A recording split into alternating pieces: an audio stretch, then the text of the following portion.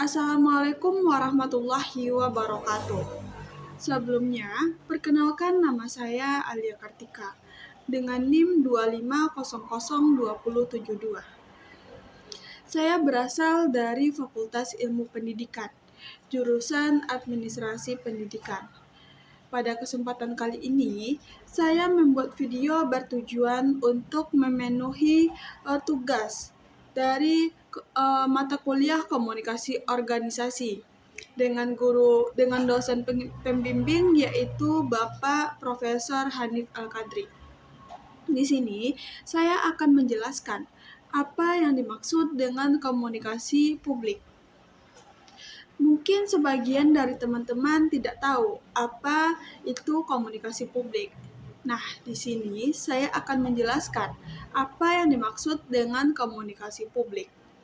Komunikasi publik adalah proses penyampaian informasi, pesan, gagasan, maupun kebijakan dari seorang komunikator, baik itu berupa individu, lembaga, maupun organisasi kepada khalayak atau masyarakat luas melalui berbagai saluran komunikasi. Komunikasi ini bersifat terbuka, massal, dan ditunjukkan untuk mempengaruhi pemahaman, sikap, dan serta perilaku publik. Dalam komunikasi publik ini, pesan tidak hanya berfungsi untuk memberikan informasi, tetapi juga membangun opini, membentuk citra, serta menciptakan hubungan positif antara organisasi dan masyarakat. Karena targetnya adalah publik yang luas, komunikasi ini harus dirancang secara terencana, jelas, dan strategis agar memberi dampak yang diinginkan. Komunikasi publik dapat terjadi melalui banyak bentuk, seperti pidato, konferensi pers, kampanye publik, publikasi media massa, media sosial, seminar, maupun kegiatan sosialisasi. Dengan berkembangnya teknologi digital, komunikasi publik kini lebih cepat, interaktif, dan mudah diakses oleh masyarakat. Secara keseluruhan, komunikasi publik menjadi sarana yang penting bagi organisasi ataupun pemerintah untuk membangun kepercayaan, transparansi, serta akuntabilitas kepada publik. Proses komunikasi ini juga membantu publik memahami program, kebijakan, atau layanan yang disediakan. Selanjutnya, saya akan menjelaskan tujuan dari komunikasi publik. Komunikasi publik memiliki tujuan utama untuk memberikan informasi kepada khalayak luas, menyediakan hiburan, serta menjalin hubungan antar individu. Tujuan-tujuan lain dari komunikasi publik ini meliputi penyampaian pesan, berita, dan informasi yang dapat dipelajari oleh orang atau audiens. Komunikasi publik juga berfungsi untuk menginformasikan, membujuk, membangun, serta membentuk koneksi dan membangun jaringan kepada masyarakat luar. Dalam konteks ini, komunikasi publik membantu kita tetap terhubung dengan segala hal yang terjadi di sekitar kita dan memfasilitasi komunikasi dan pertukaran informasi. Salah satu peran penting komunikasi publik adalah untuk menginformasikan, memberitahu, dan memotivasi perubahan perilaku pada pendengarnya, sesuai dengan yang diharapkan oleh komunikator dan pembicara. Namun, tidak semua komunikasi publik bertujuan untuk memotivasi perubahan perilaku. Beberapa komunikasi publik bertujuan untuk memberikan informasi saja atau memberitahu mengenai sesuatu hal tentang kepada pendengarnya, serta sebagai sarana untuk mencapai audiens yang lebih luas. Komunikasi publik dapat dilakukan melalui media seperti televisi, radio, media online, dan bahkan secara tatap muka. Oleh karena itu, jangkauannya lebih luas dibandingkan dengan jenis komunikasi lainnya dan dapat dimanfaatkan untuk manfaat non-komersial seperti ceramah agama, ceramah pendidikan, rapat organisasi, dan sebagainya. Selain itu, komunikasi publik juga berperan dalam mencari dan mendapatkan dukungan interpersonal dari pendengar atau komunikan lainnya. Selain itu, komunikasi publik juga memiliki tujuan yang berupa tindakan yang disengaja dengan tujuan tertentu. Yang pertama yaitu mengubah perilaku. Yang kedua yaitu mengubah sikap, mengubah pandangan, dan yang terakhir yaitu mengubah masyarakat itu sendiri. Komunikasi dikatakan memiliki tujuan untuk mengubah sikap, pendapat, perilaku, atau masyarakat ketika pesan yang disampaikan diorientasikan untuk mencapai hal tersebut. Tujuan-tujuan komunikasi ini dapat tercapai melalui tindakan komunikasi yang dilakukan oleh komunikator. Selanjutnya, saya akan menjelaskan ciri-ciri komunikasi publik. Yang pertama yaitu komunikasi terbuka dan transparan. Salah satu ciri utama dari komunikasi publik adalah keterbukaan dan ketransparan. Komunikasi publik dilakukan secara terbuka. Artinya, informasi yang disampaikan dapat diakses oleh khalayak ramai. Tidak ada pembatasan atau hambatan yang signifikan dalam mengakses informasi tersebut. Komunikator publik harus menjaga integritas dan kejujuran dalam menyampaikan pesan kepada publik. Transparansi juga penting dalam menjalani kepercayaan antara komunikator dan khalayak. Yang kedua yaitu sasaran publik yang luas. Komunikasi publik ditunjukkan untuk khalayak yang luas. Pesan yang disampaikan melalui komunikasi publik ditunjukkan untuk mencapai sebanyak mungkin individu atau kelompok dalam masyarakat. Komunikasi publik berusaha mencapai audiens yang beragam, termasuk berbagai lapisan masyarakat, budaya, dan latar belakang sosial. Komunikator publik harus memiliki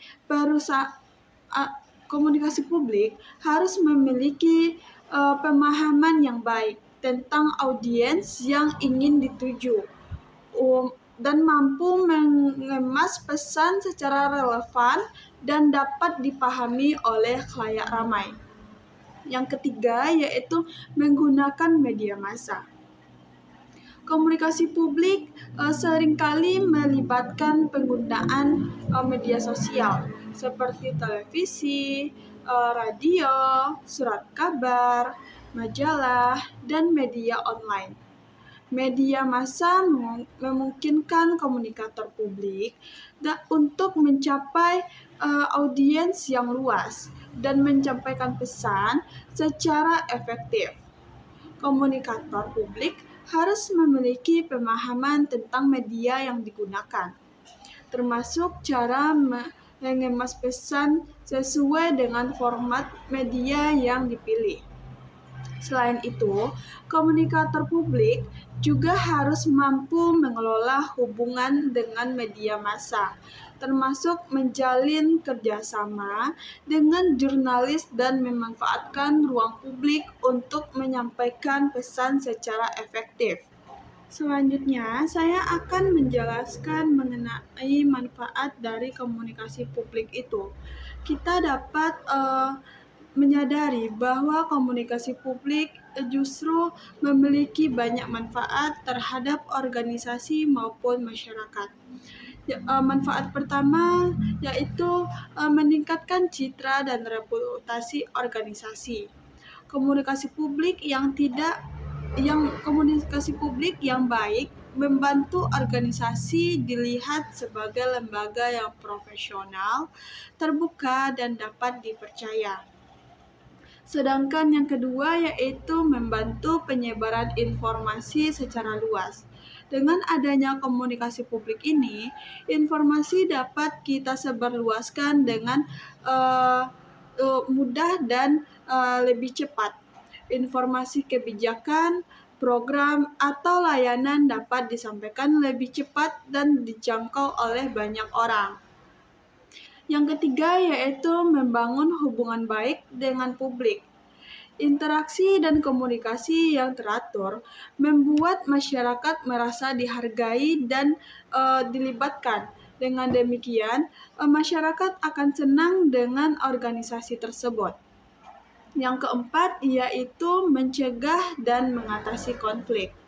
Dengan komunikasi yang jelas dan terbuka, rumor atau kesalahpahaman bisa diatasi. Dengan demikian, tidak ada terjadi kesalahpahaman antara organisasi dan masyarakat yang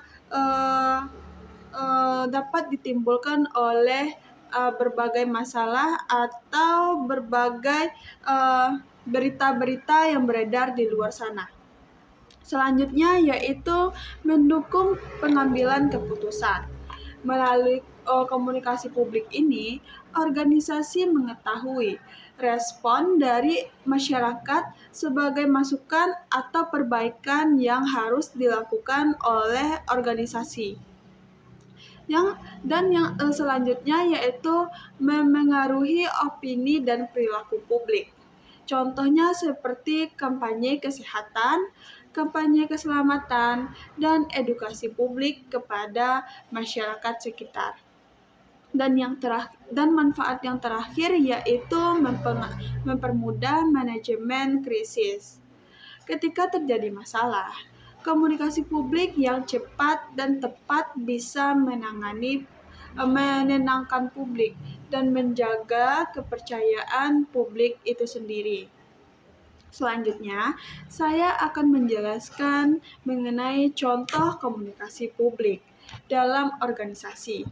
Yang pertama yaitu pemerintah menyampaikan kebijakan baru melalui konferensi pers. Dan yang kedua yaitu sekolah melakukan sosialisasi peraturan baru kepada orang tua. Nah, dengan sekolah memberikan kebijakan baru atau sosialisasi peraturan baru kepada orang tua dapat mengetahui bahwa anaknya di sekolah bagaimana proses pembelajarannya atau bagaimana peraturan yang dimiliki atau peraturan baru yang ditetapkan oleh sekolah tersebut.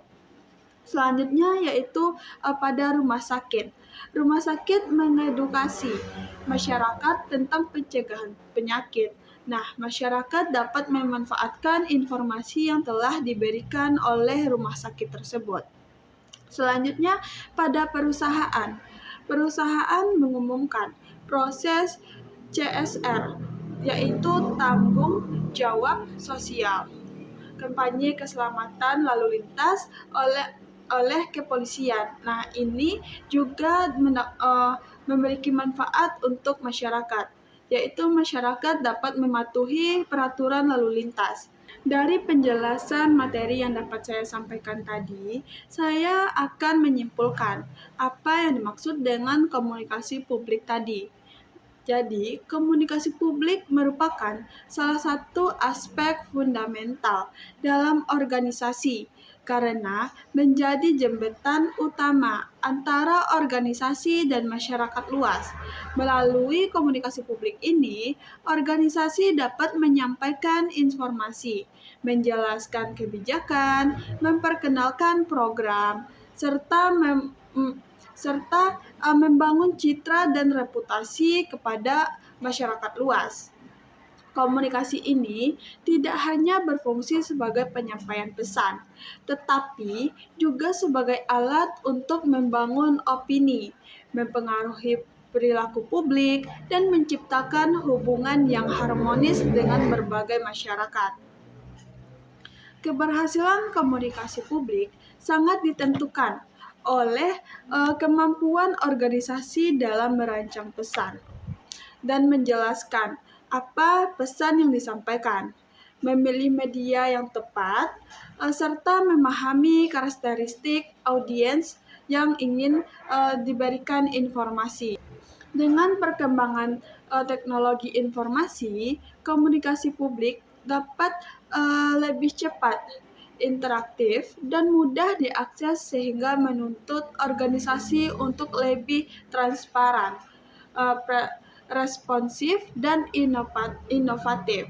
Organisasi menghadapi situasi kritis karena pesan yang disampaikan dapat mengaruhi kepercayaan publik dan stabilitas organisasi. Secara keseluruhan, komunikasi publik memberikan banyak manfaat mulai dari memperkuat citra organisasi, mencegah konflik, meningkatkan partisipasi masyarakat, sehingga membantu membangun keputusan yang lebih tepat. Komunikasi publik yang efektif juga mencerminkan profesionalisme dan akuntabilitas organisasi, karena masyarakat dapat melihat keseriusan organisasi dalam membangun hubungan yang terbuka dan berkelanjutan. Nah, sekian penjelasan materi dan kesimpulan yang dapat saya sampaikan. Mungkin dari penjelasan tersebut saya jauh dari kata sempurna atau masih banyak memiliki kekurangan. Oleh karena itu, saya meminta maaf kepada teman-teman semuanya.